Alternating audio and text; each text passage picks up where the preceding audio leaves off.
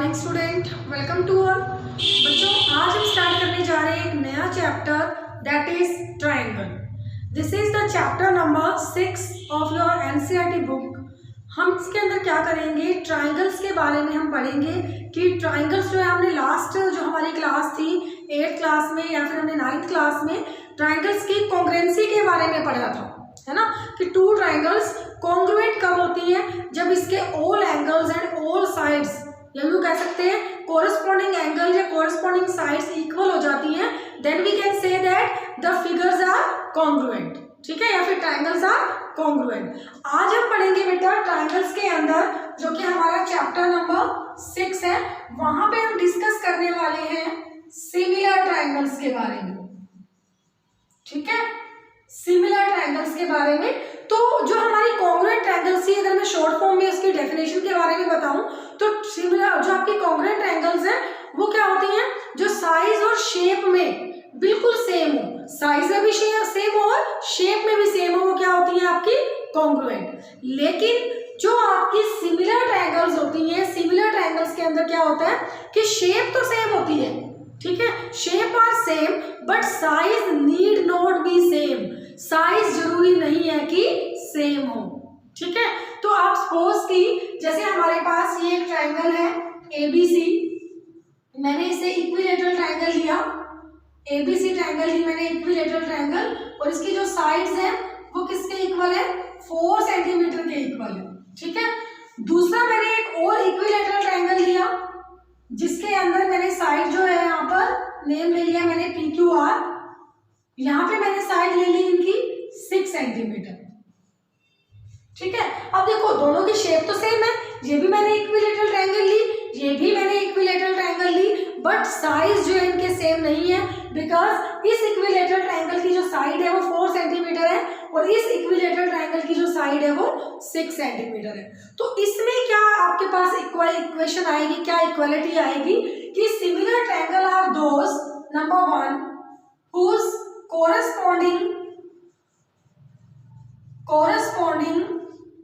angles are equal।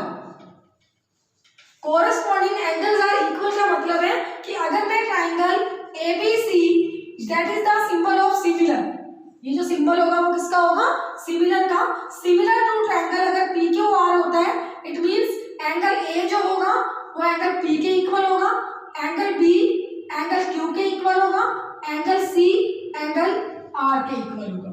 ठीक है, दूसरी चीज हमारे पास आती है इसकी corresponding sides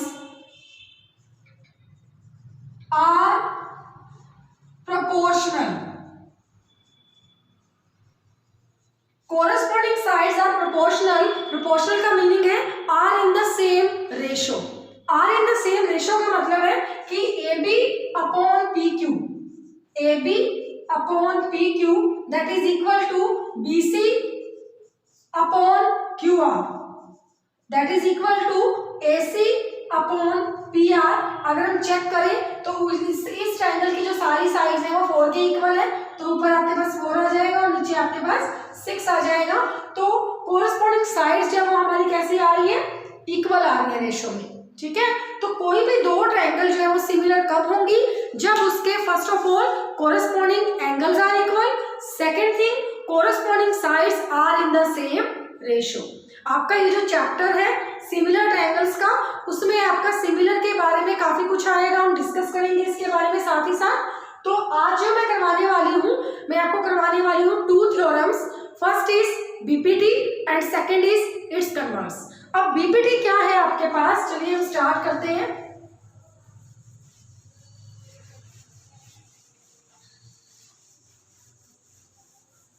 फर्स्ट आपके पास थ्योरम है BPT।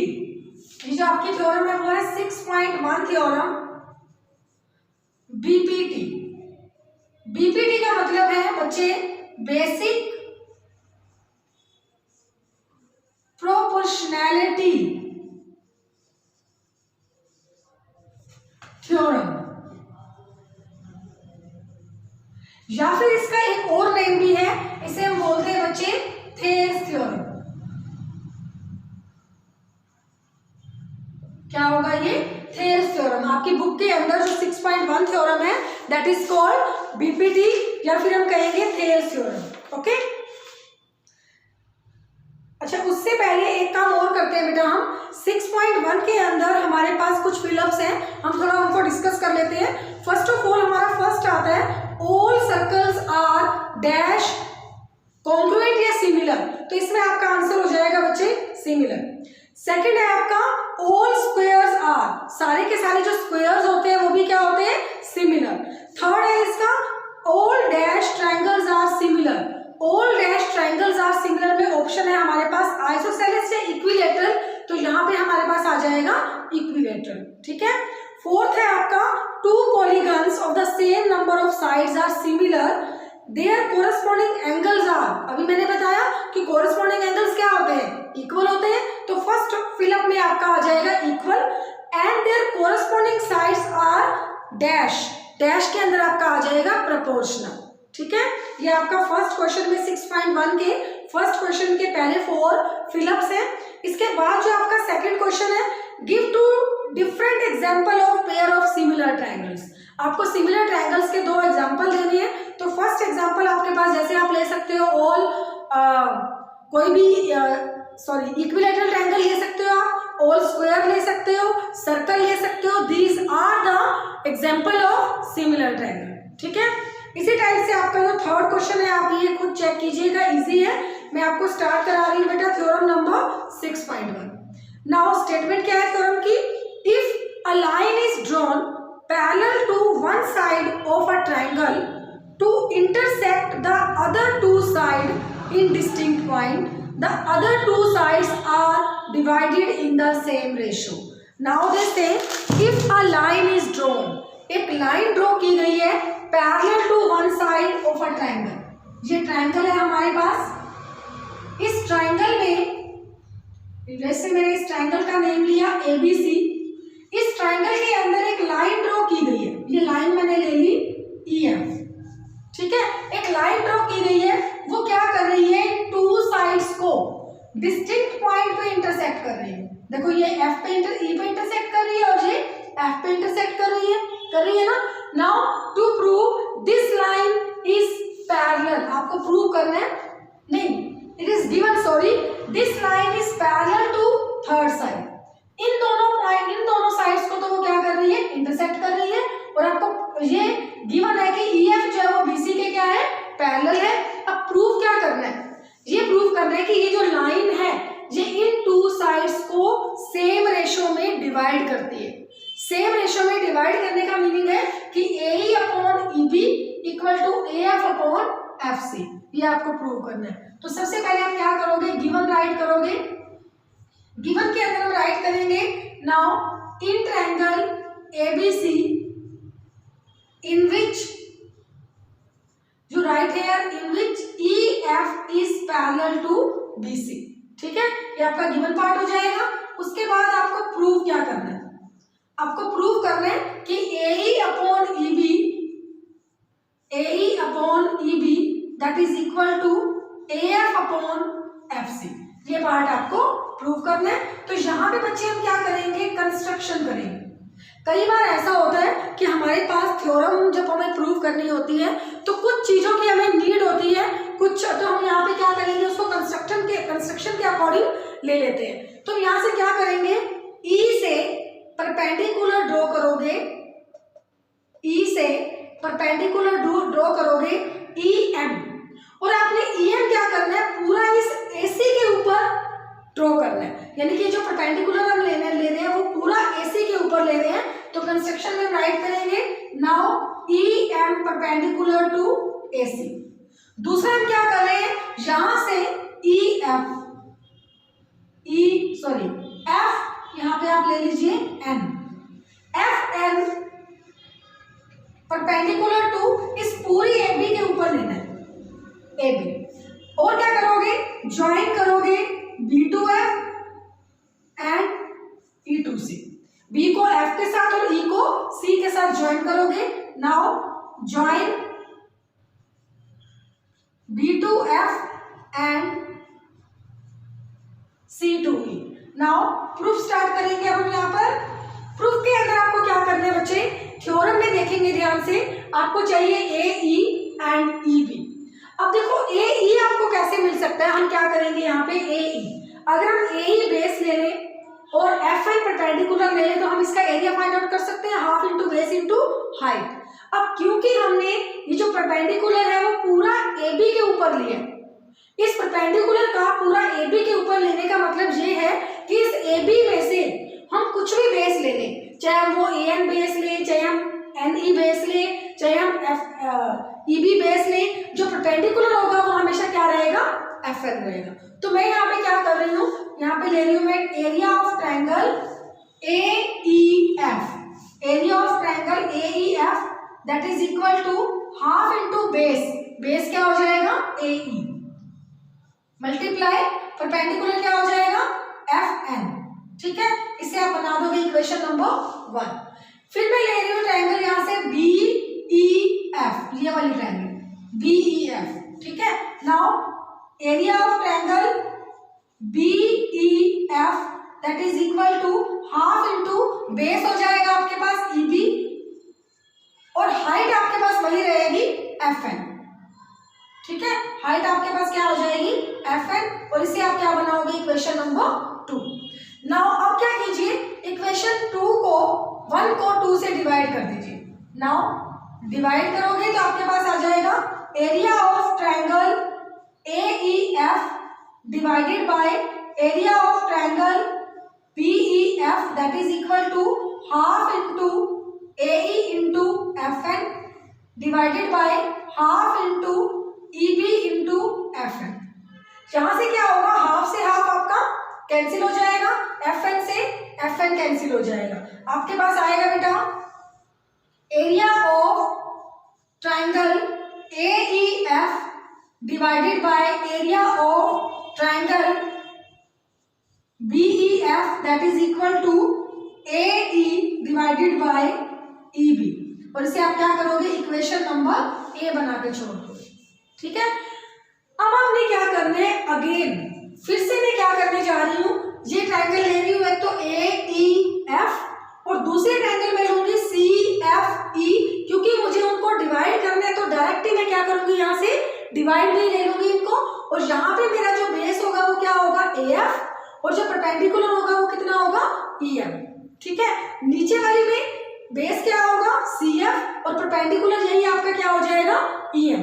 तो नाउ कैसे राइट करोगे आप यहाँ पर, now area of triangle A E F divided by area of triangle C E F, तो ये ऊपर आपका आ जाएगा हाफ इंटू बेस, बेस हो जाएगा आपके पास ए एफ और परपेंडिकुलर आपके पास क्या हो जाएगा E M divided by base हो जाएगा आपके पास सी एफ मल्टीप्लाई और परपेंडिकुलर आपका वही हो जाएगा ई एम, ई एम से ई एम कट हो गया, हाफ से हाफ कट हो गया, आपके पास आ गया area of triangle A E F divided by area of triangle C E F that is equal to A F upon F C, equation number B.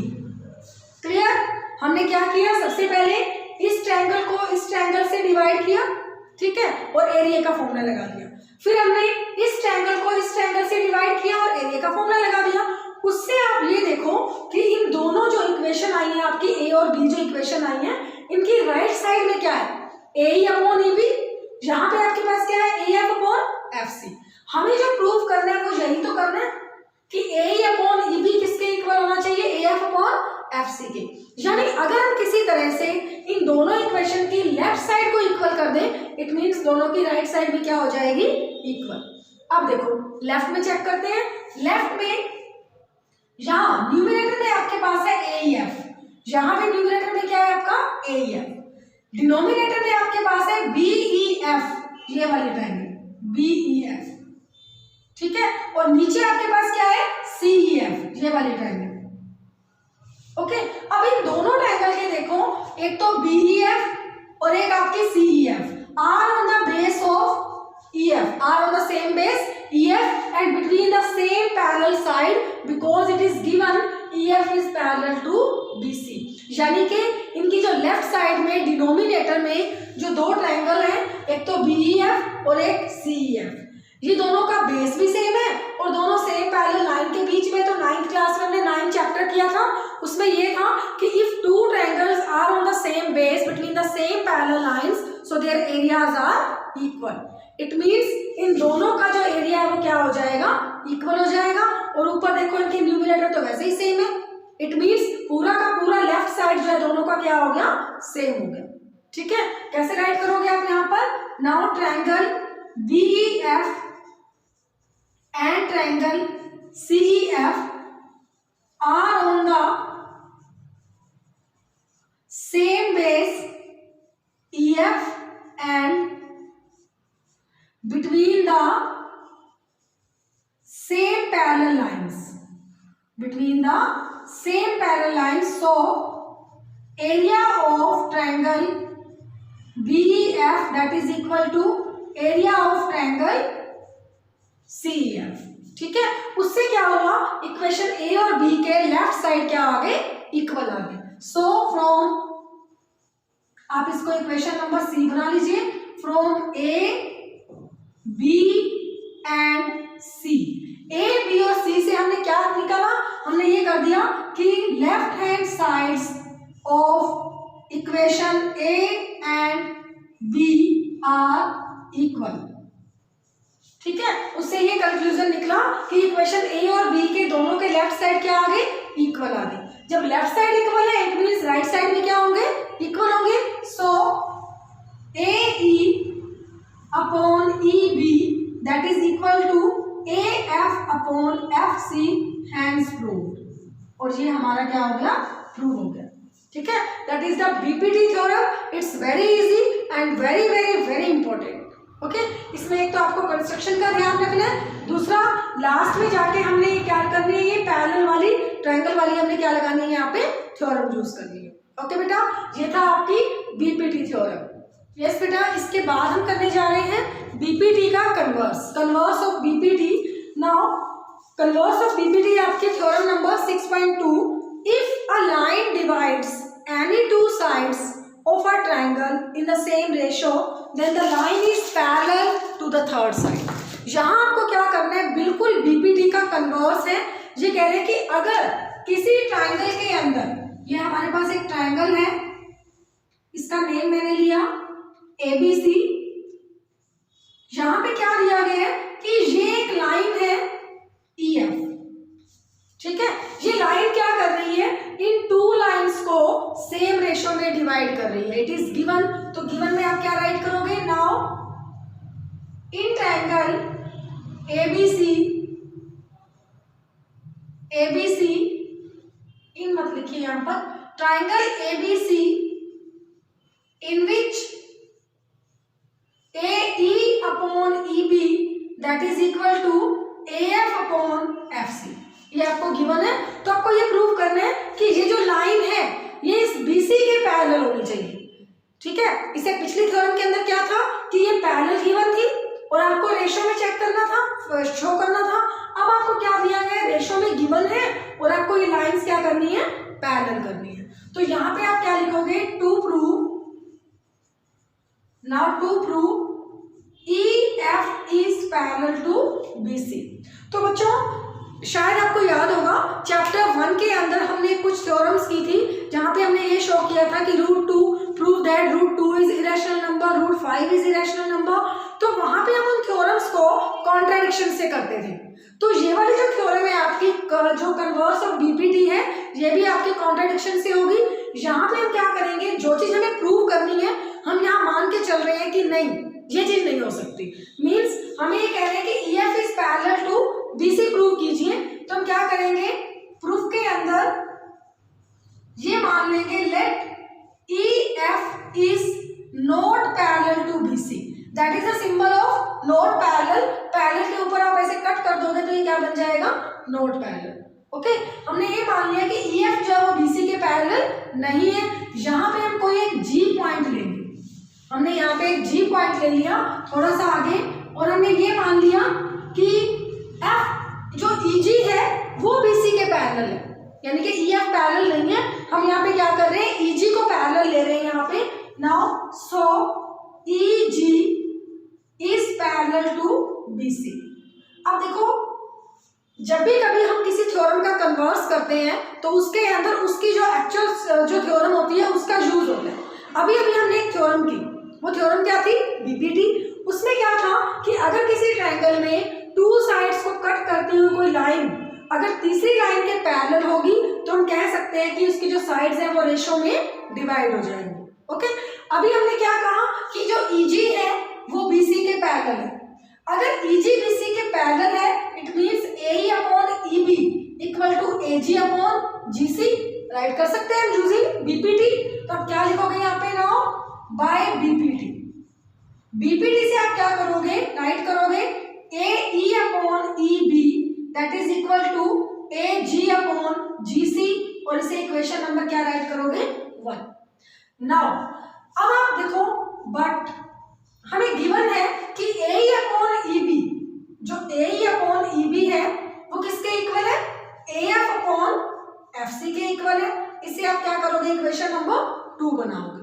अब AE upon EB AG upon GC के equal है और जो और AE upon EB AF upon FC के equal है।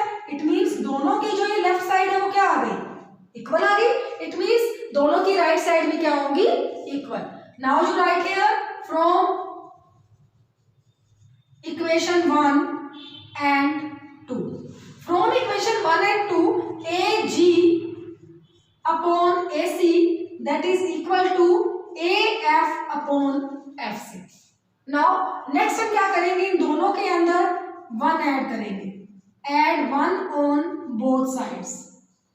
1 add करोगे आपके पास बनेगा AG upon AC plus 1 that is equal to AF upon FC plus 1। Okay, then क्या करोगे? 1 को राइट करोगे 1 by 1, ये भी आपका क्या बन जाएगा? 1 by 1। एलसीएम ले लीजिए, आपके पास आ जाएगा AC, ये बनेगा आपका AG प्लस AC। ऐसे ही यहां पे एलसीएम लेंगे FC और ये आपके पास बन जाएगा AF AG प्लस, यहां पे मैंने रॉन्ग लिखा शायद, AG प्लस GC आएगा, ये AG प्लस GC। ठीक है, और ये आपके पास आ जाएगा AF plus FC। Okay, LCM ले लिया हमने। अब देखिए AG plus GC, AG plus GC का मतलब है अगर AG के अंदर GC को ऐड कर दिया जाए तो पूरा क्या बनेगा आपका? AC। तो हम क्या करेंगे? इसकी जगह राइट कर देंगे AC डिवाइड बाय आपके पास क्या पड़ा है यहाँ पर? GC।